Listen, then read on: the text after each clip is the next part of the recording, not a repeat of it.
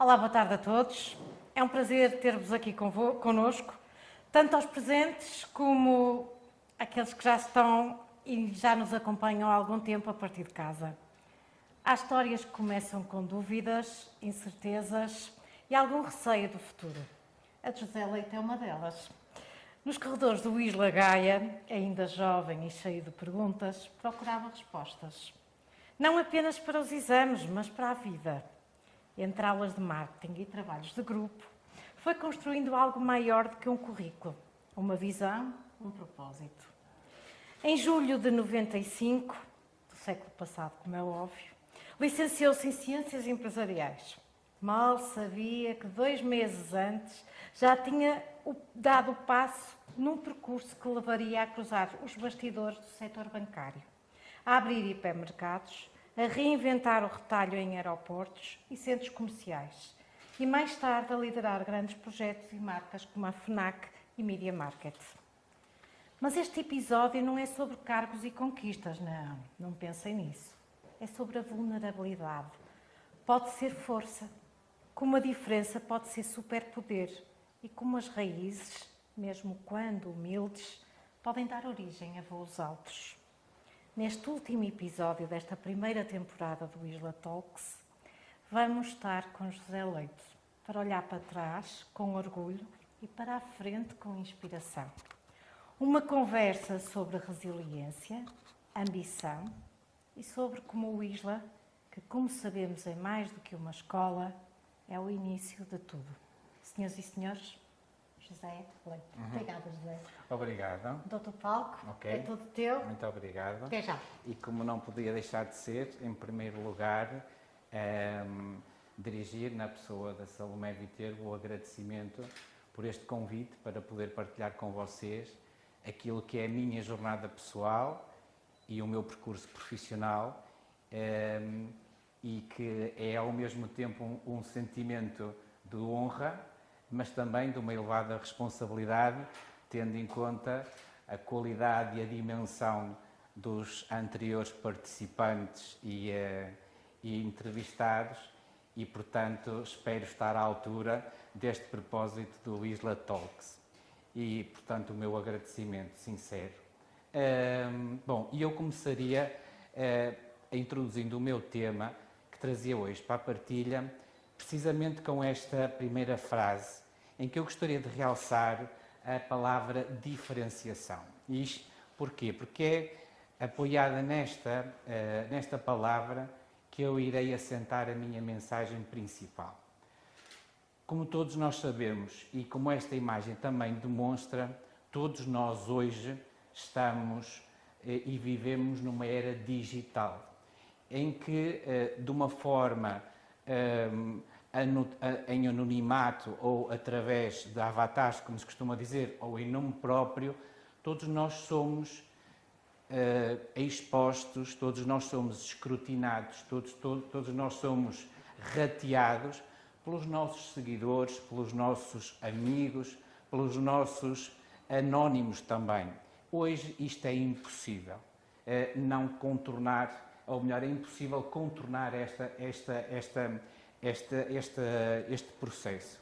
No entanto, nesta era digital, é também importante ter em conta que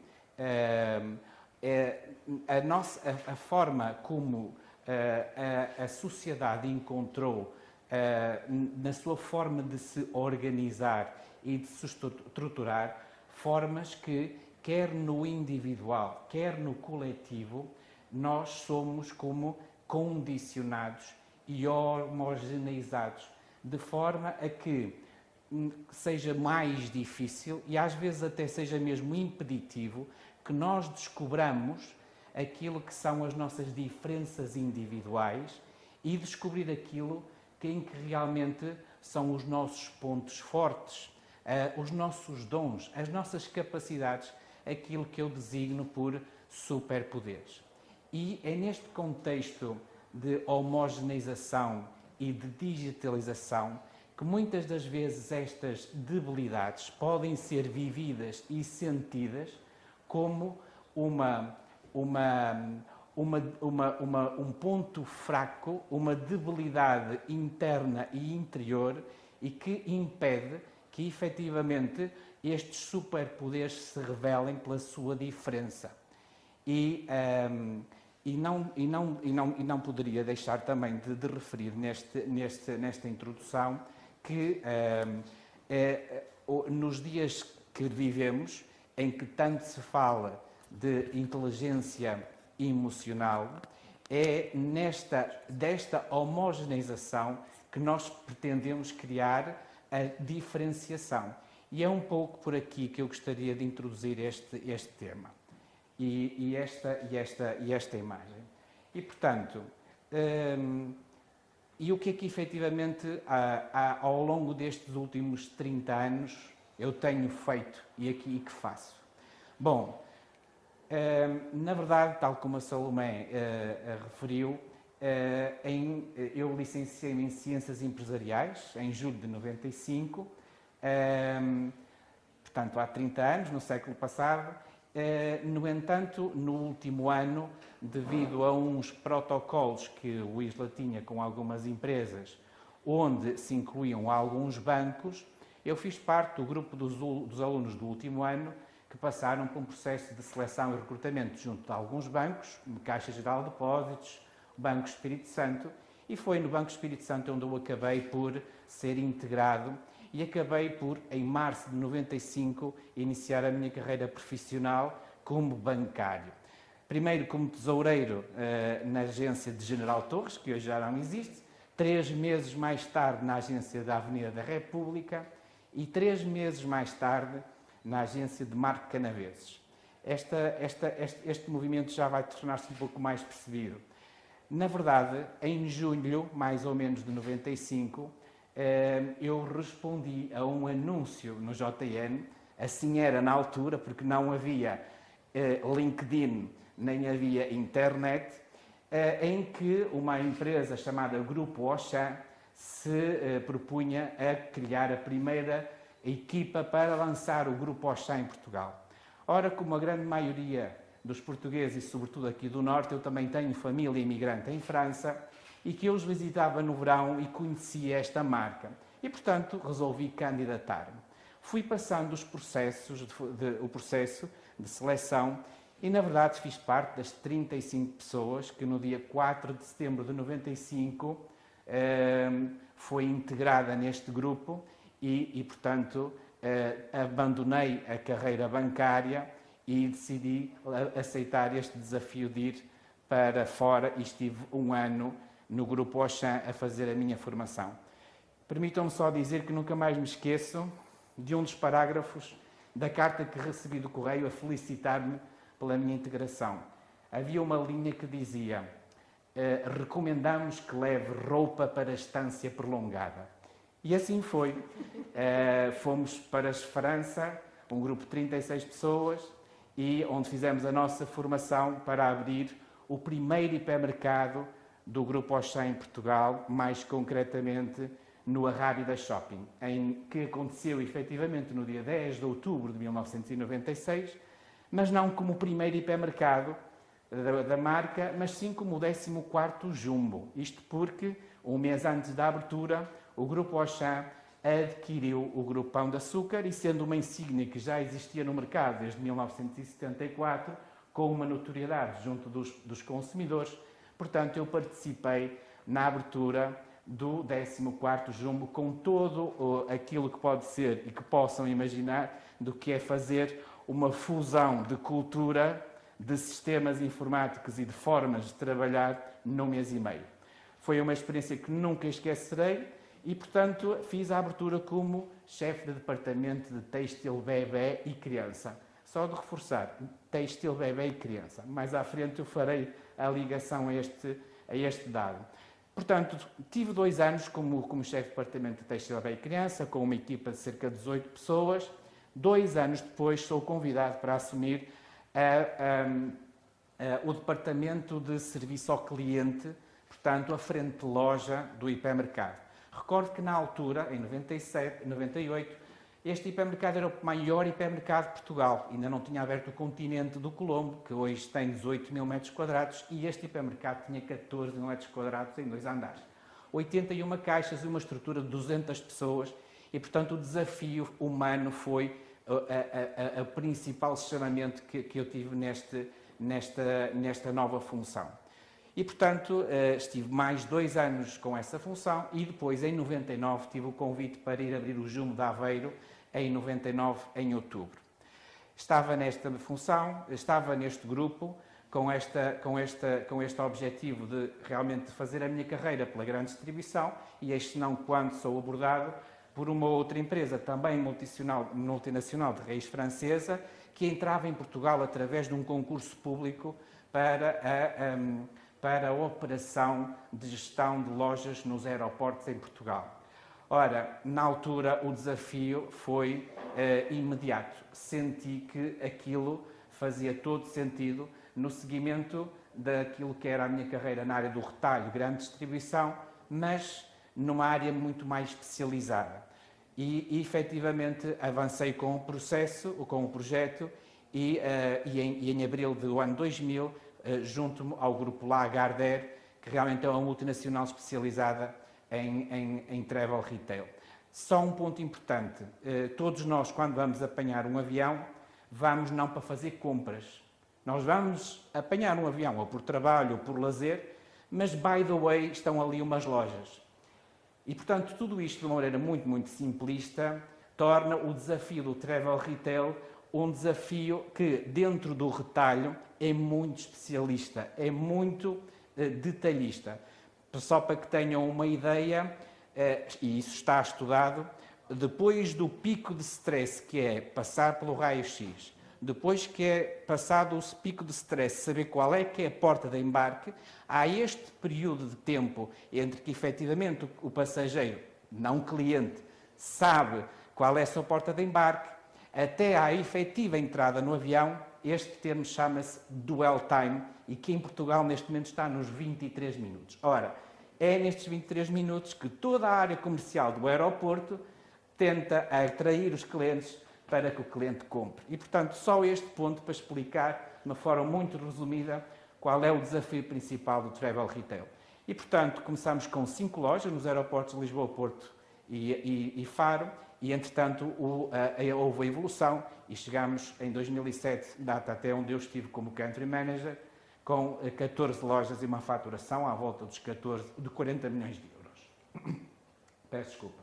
Bom, e neste contexto surge outro desafio, e aqui sim também sair fora da zona de conforto, que foi estar do outro lado, do lado de quem gere a prestação do serviço de retalho. E no contexto do Grupo Martifer, que nessa altura, um grupo português muito concentrado a sua atividade naquilo que são as construções metalomecânicas, foi este grupo principal responsável pela construção dos estádios do Euro 2004, mas que lançava um departamento novo de retail e warehousing, onde a abertura deste primeiro centro comercial em Portugal, em concreto no Porto, na Baixa do Porto, eu fiz parte da equipa de direção que preparou e lançou a abertura do centro comercial. Esta experiência foi uma experiência também muito, muito, muito enriquecedora, porque lá está, foi a perspectiva do retalho, mas na perspectiva de quem gera o empreendimento onde o retalho acontece, onde a operação se desenrola, mas o caminho levar-me-ia para outro projeto dentro do Grupo Martifer. O objetivo seguinte era abrir um outro centro comercial na Roménia e, por questões pessoais, acabava de ter o segundo filho e esse projeto não se enquadrou dentro daquilo que era o meu projeto profissional e, casualidade ou não, não existem coincidências, apenas convergências, surge o convite do Grupo FNAC para integrar a FNAC em Portugal, em 2007. Portanto, assumi a direção da loja do Norte Shopping, aqui no Norte, no Porto, a segunda loja da companhia, onde estive cerca de 3 anos. 3 anos mais tarde, é-me proposto assumir a direção comercial na sede, portanto, fui para Lisboa, o que realmente é outro desafio, levar e mudar todo o nosso panorama e todo o nosso pano de fundo. A família foi atrás e vivi 10 anos em Lisboa, onde, além da função de direção comercial, lancei também a direção de expansão e desenvolvimento de novos formatos de loja e também, por acumulação, a direção de eficiência e eficácia operacional, muito relacionada com a melhoria contínua e, sobretudo, assente na metodologia Kaizen, que é essa metodologia que na FNAC utilizamos. E, portanto, eu estava na FNAC, onde estive durante 12 anos, e eis quando aparece um outro projeto dentro daquilo que é também o retalho especializado, neste caso da área de construção, decoração e bricolagem, em que o grupo ADEU, que é o grupo que gera as duas insígnias Aqui e Leroy Merlin, pretendia fazer a fusão das duas operações e criar um novo conceito de loja. E, portanto, eu integrei o grupo ADEU para fazer essa declinação deste novo conceito que aglutinava as duas marcas, onde estive, portanto, 18 meses. Foi um projeto também fantástico, no sentido de viver a aculturação de duas empresas que ainda, fazendo parte do mesmo grupo, a verdade que tinham formas de se posicionar e, sobretudo, de trabalhar aquilo que são os chamados KPIs do negócio completamente diferente. Foi um projeto interessante, mas o bom, como diz o ditado popular português, o bom filho à casa torna, recebo um convite para retornar à FNAC e aqui num contexto que também completamente novo e novamente sair fora da zona de conforto, ainda que voltando a uma empresa conhecida, que foi um processo de aquisição. O grupo FNAC adquiriu em outubro de 2023 a operação das 10 lojas Media Markt em Portugal e, portanto, havia que gerir e há que gerir todo este processo. O primeiro ano, 2023-2024, é dedicado a tudo o que é a conversão de sistemas informáticos, a integração, também tudo aquilo que são processos de loja, sejam de back-office e também logísticos. E este ano, 2024-2025, é o ano em que realmente entraremos naquilo que será mais visível por parte do cliente, que é o rebranding. Portanto, a marca Media Markt, contratualmente face à sua antiga detentora, que é a Media Markt Alemanha, tem que desaparecer de Portugal. E, portanto, o objetivo deste ano, o milestone principal, é que até ao final de 2025 haja uma nova marca, que não posso avançar, mas que surgirá uma nova marca de retalho para a área de eletrónica de consumo e que é onde eu me mantenho neste momento como gestor do projeto em toda a sua abrangência. Bom, mas na verdade é que tudo aquilo que eu acabei de dizer agora, tirando um ou outro pormenor, qualquer pessoa poderia entrar no meu perfil de LinkedIn e ler e informar-se e ter basicamente as mesmas informações. Bom, mas a verdade é que esse, eu diria, é aquilo que eu faço, ou seja, é aquilo que é o meu lado visível, é o meu lado mais, digamos, público. Na verdade, o meu perfil do LinkedIn tem lá toda esta informação mais ou menos detalhada. Mas mais do que isto, e para mim é que é o mais importante, é qual é que é aquilo que efetivamente alimenta e aquilo que eu sou e que está por trás desta pessoa que tem esta máscara profissional. Bom, para começar, eu diria que isto é o meu lado B, o lado B do José Leite. Bom, então, eu nasci em Amarante, em 1973, tenho 51 anos, filho mais velho de pais professores primários, desculpem, e que naquela altura, estamos a falar nos anos 70, a proteção social não era a mesma que é hoje e a licença de maternidade era de um mês e, portanto, ao fim do mês, todos nós seguíamos para as escolas e acompanhávamos os nossos pais e, portanto, as escolas tornaram-se a nossa primeira casa. Portanto, eu vivi mais tempo nas escolas do que em casa. É outro ponto importante.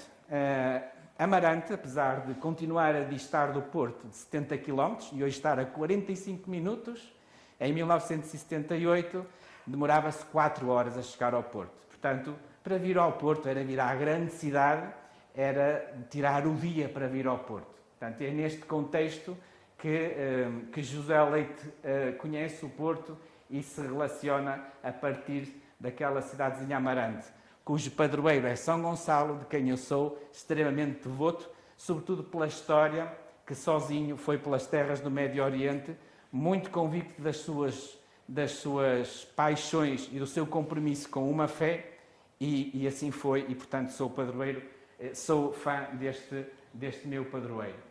E portanto, vivendo nas escolas, com 5 anos, os meus pais decidem que eu tenho que entrar para a escola, porque na verdade eu acompanhava o ritmo que os alunos dos meus pais, e portanto eu entro para a escola com 5 anos. Bom, para a primeira classe, se dizia na altura assim.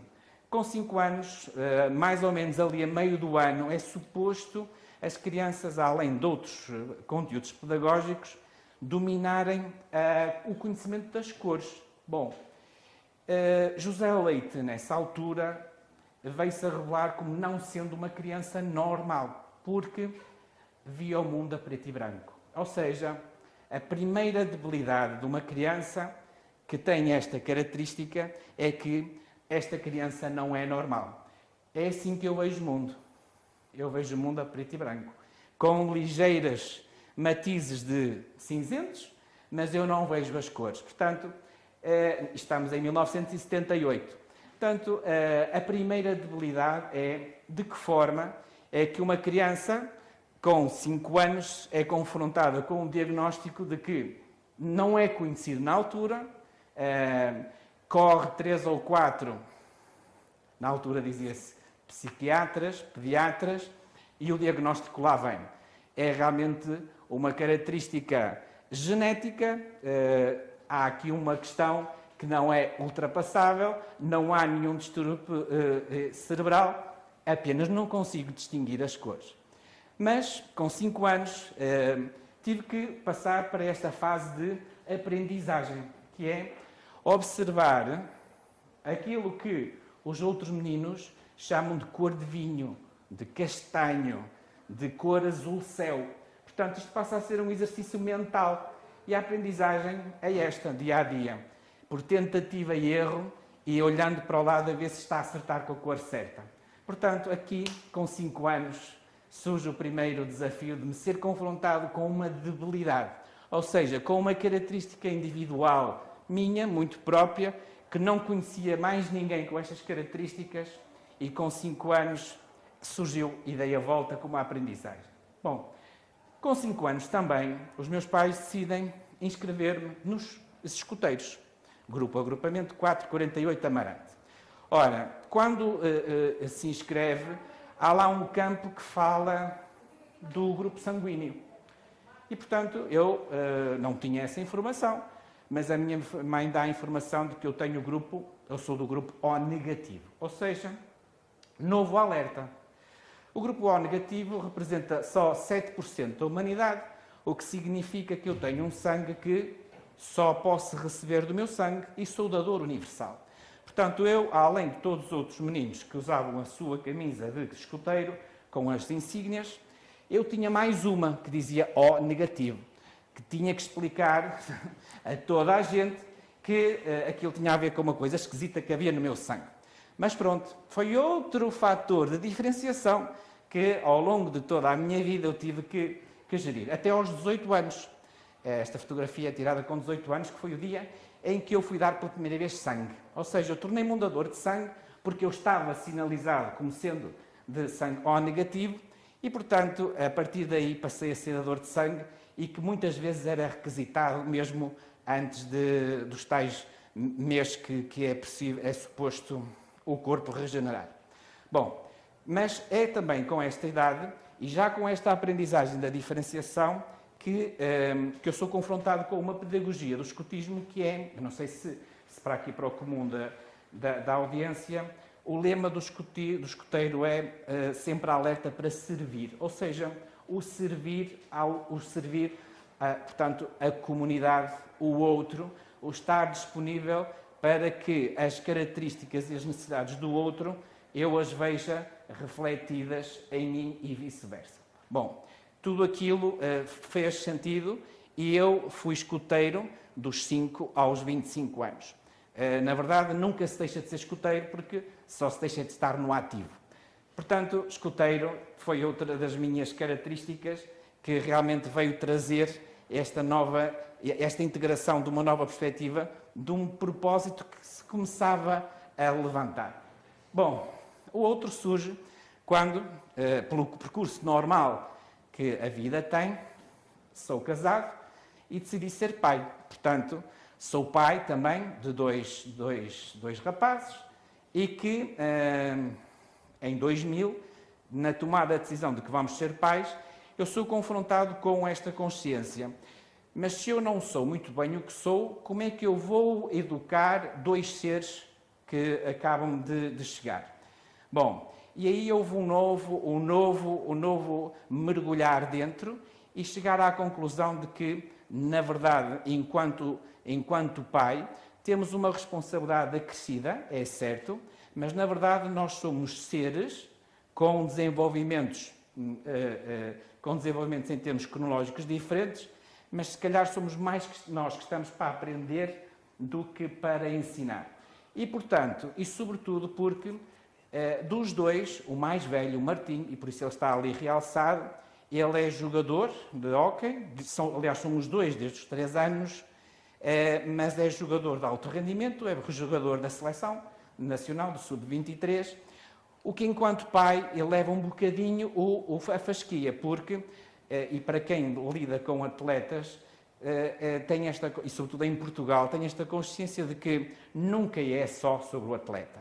É a família, é o apoio, é o esforço, é o compromisso, é a dedicação, é o envolvimento.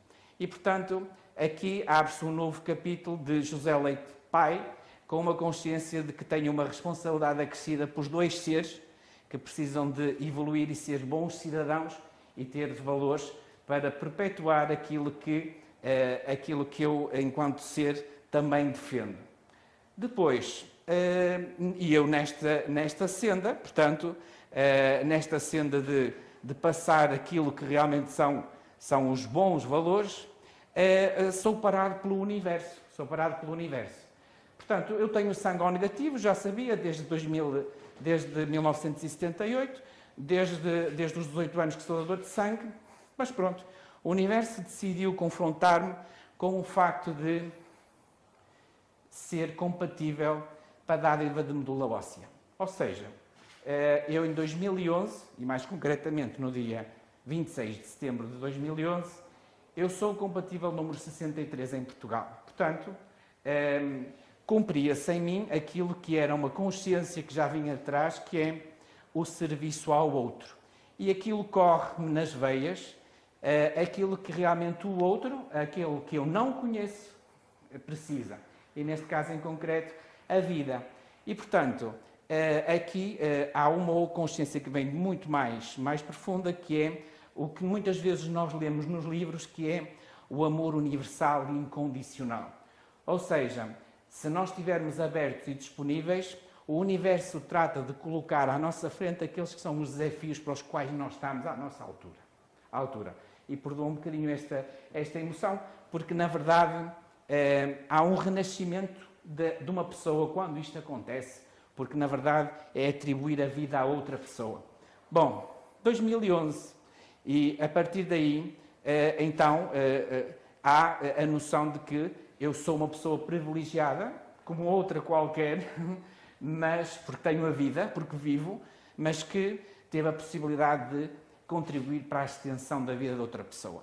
Bom, mas parece que o universo me reservava outra confirmação. Parece que, se ainda havia alguma dúvida de que realmente era isso, em 2015, contra todas as estatísticas, eu sou o compatível também pela segunda vez.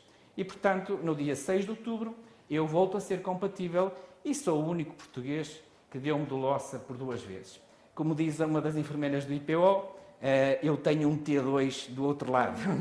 O interessante de perceber nisto é que a consciência de que, na verdade, o amor universal e incondicional cumpre-se na necessidade que outras pessoas têm de algo que para mim é natural e, portanto, eu tenho que passar a ser respeitador daquilo que é o veículo e que permite que eu consiga e corresponder a esse desígnio. E, portanto, passo a ser muito respeitador do meu corpo, da minha alimentação e de tudo aquilo que são cuidados para que este veículo esteja o melhor possível disponível para os outros. É nesta altura que me voluntário no IPO e, em concreto, na secção de pediatria. E, portanto, é nesta fase da minha vida em que tenho uma necessidade de estruturar isto de uma certa forma, um pouco de forma mais pragmática. E então, primeiro como curioso e depois como estudioso, encontrei nesta ferramenta que é Human Design, uma ferramenta basicamente e muito resumidamente de autoconhecimento e em que muitas das coisas são reveladas quase como um manual de instruções daquilo que nós, na nossa essência, temos de consciente e de inconsciente. Aquilo que eu aprendi é que, enquanto ser humano, nós temos cerca de 70 mil pensamentos por dia, sendo que desses 70 mil, 97% deles brotam, entre aspas, do nosso inconsciente. E, portanto, o que efetivamente nas minhas decisões, uma vez que tenho este peso do inconsciente tão grande, eu consigo pelo menos conhecer e de onde é que vêm e integrá-los na minha tomada de decisão. Portanto, esta ferramenta torna isso possível ou ajuda a tomar estas decisões. Portanto, estou na fase final da certificação de analista de Human Design. E, portanto, e outra coisa que todo este percurso, mais depois da dádiva de medula e também de me tornar voluntário, veio-se a verificar que, e todos nós temos, todo ser humano tem, nós temos um campo eletromagnético à nossa volta, cerca de 1,5 metro, mais ou menos. E, portanto, esse estudo que eu fiz, porque realmente sou alvo de vários estudos, porque em Portugal, conhecidos, só existem 4 pessoas com estas características, e, portanto, veio-se a encontrar que realmente eu tenho um campo eletromagnético com uma abrangência maior e que, portanto, eu poderia aproveitar para outro tipo de terapêuticas.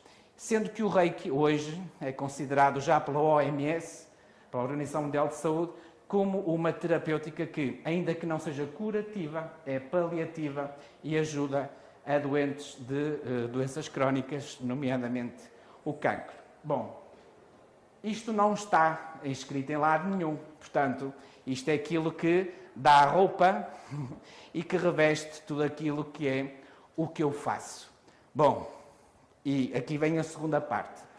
Na verdade, e aqui a mensagem para quem nos está a ver, é que quem chega a uma fase da vida em que se encontra com a necessidade de encontrar aquilo que é o seu propósito de vida, pode-se encontrar de uma forma mais imediata com a consciência de que o caminho é este, o que é importante é ter um objetivo e com um esforço maior ou menor, lá chegaremos. Bom, a verdade é que a minha experiência vem-me revelar que, na verdade, ter um objetivo, sim, é importante, mas mais do que o destino, o importante é o caminho, é a viagem. Pode ser que seja assim, reto, sem curvas, sem obstáculos, mas a experiência diz-me que não é assim que efetivamente o maior crescimento aparece. E também posso dizer, por experiência, que muitas vezes é com as curvas e com os obstáculos que nós nos superamos, mas ainda mais com os túneis. Por aqui nesta imagem não há túneis.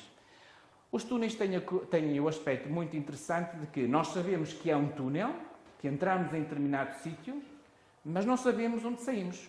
Sabemos que sai em qualquer sítio. E o grande desafio dos túneis está precisamente nisso.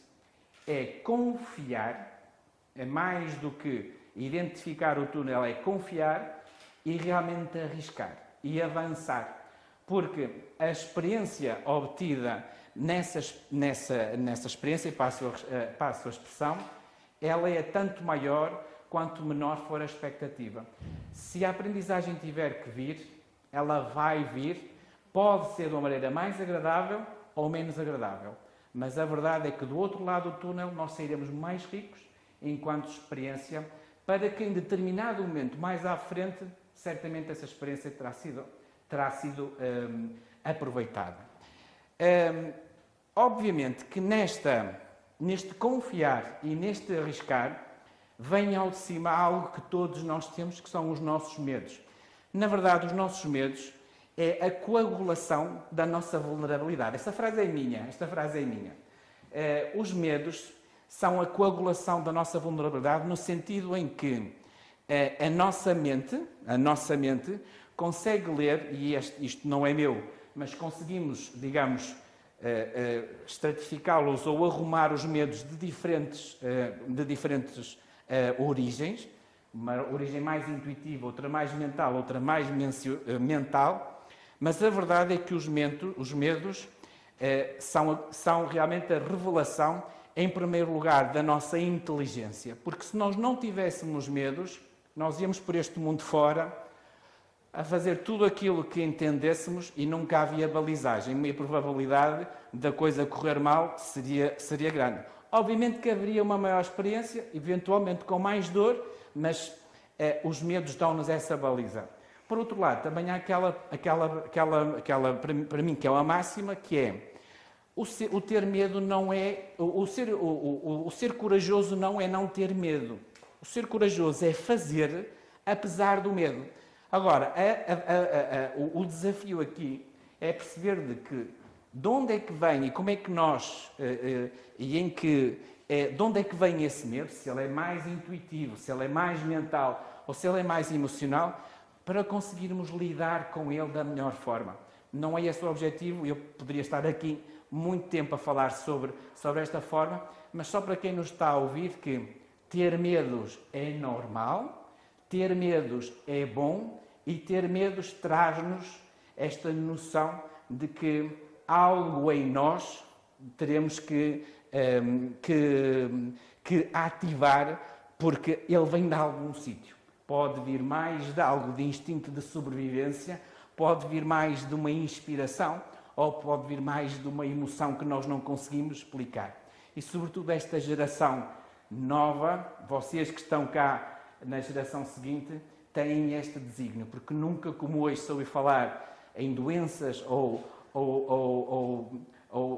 doenças ou características do espectro do autismo, precisamente como antecipação de algo que virá por aqui, que passará por uma destas categorias destes medos. Bom, eu só gostaria aqui de partilhar com vocês de uma forma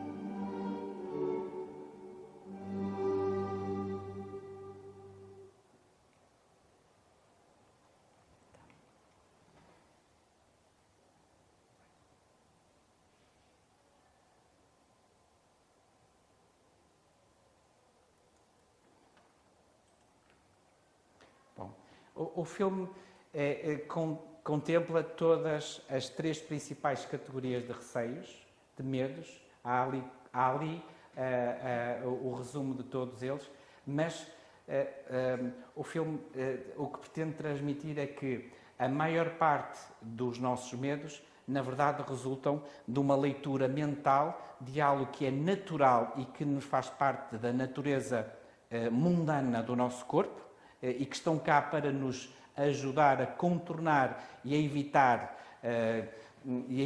perigos, porque é isso que a mente nos faz, recebe o alerta, vê-o como ameaça e despoleta como medo, mas muitos desses medos resultam apenas de um exercício mental e de reflexão que a mente faz de ver, muitas vezes, como uma falsa ameaça.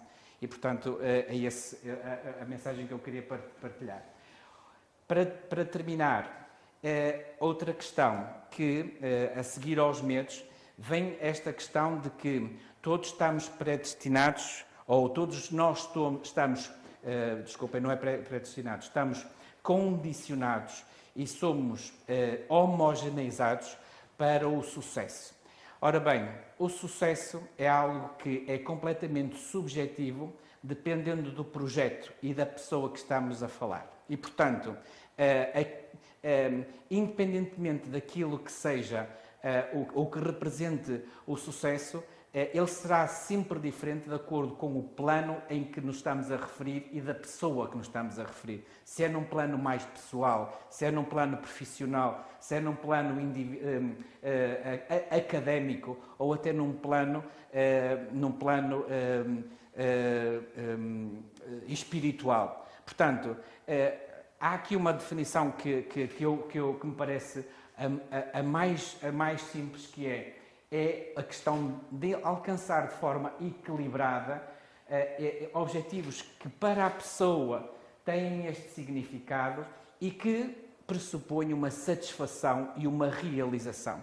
Porque, na verdade, isto não sou eu que o digo, nós estamos cá para ser felizes. É isso que nos traz cá. Muitas vezes perdemos e desviamos nesse nosso propósito. E outra frase muito importante, que também não sou eu que o digo, que foi António Damasio, que diz que nós, na verdade, não somos seres racionais que têm emoções, nós somos seres emocionais que, por acaso, temos raciocínio. E, portanto, este conceito de sucesso é um conceito puramente lógico e mental, mas o que está subjacente é que, efetivamente, são as nossas emoções, são a forma como nós gerimos estes objetivos e os pomos em pratos da balança de forma a relativizá-los, que nos levam a este cumprimento.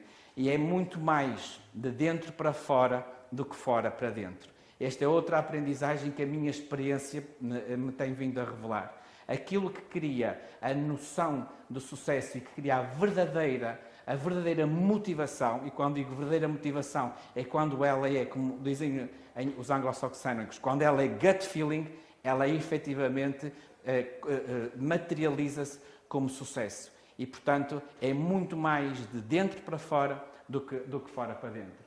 E, na verdade, quando nós atuamos de uma forma equilibrada e ultrapassamos estas nossas vulnerabilidades, estes nossos medos, o que acontece é que nós tomamos as decisões e entramos nas coisas corretas para nós, de acordo com a nossa essência.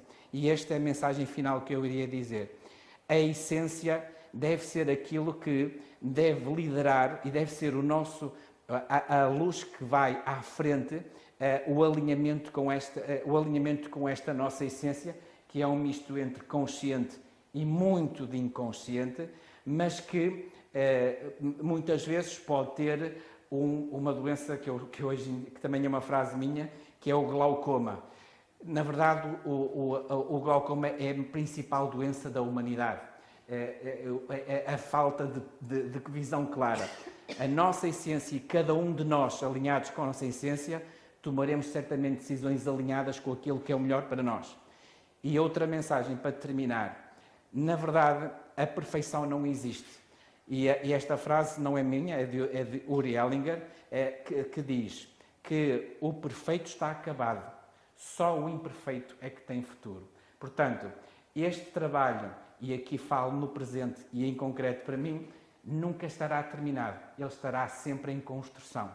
E, portanto, aquilo que eu hoje estou a partilhar aqui com vocês, daqui a um ano, ou se calhar daqui até 6 meses, já tem outra orientação, já tem outro estudo. Nunca está acabado. E, portanto, agradecer muito esta oportunidade de poder ter partilhado aqui este pequeno resumo daquilo que é o meu contributo, daquilo que eu fiz, daquilo que eu sou nestes últimos 30 anos.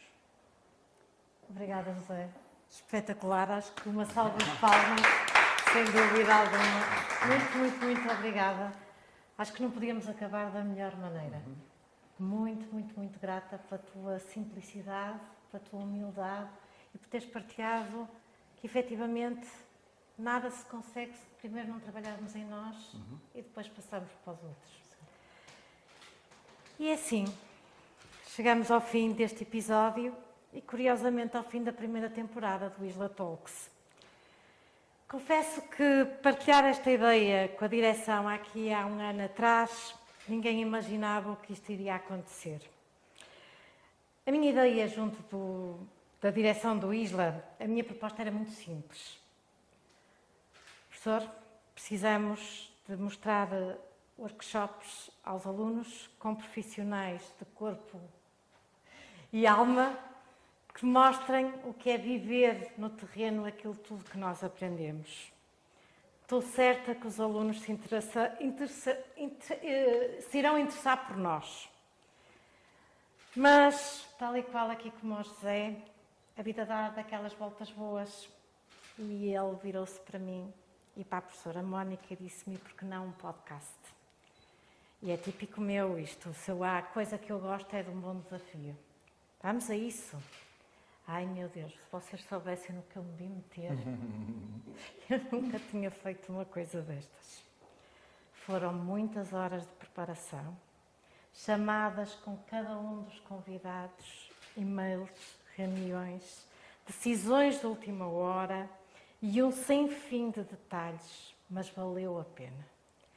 E tem valido tanto, mas tanto a pena.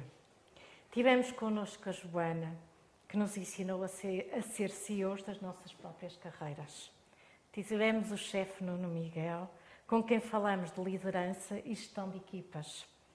O Ruben Soares, que nos falou do poder da humanização, sobre os valores e a missão das empresas que tanto importam. O Luís Portela, que nos ensinou a abrir as portas da espiritualidade e a nossa consciência.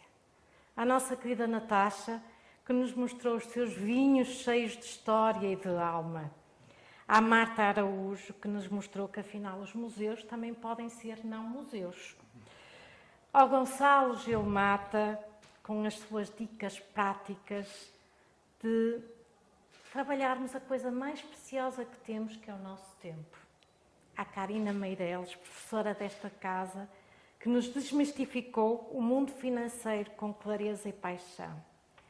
Ao Tim Vieira, com energia empreendedora e, quiçá, o próximo Presidente da República.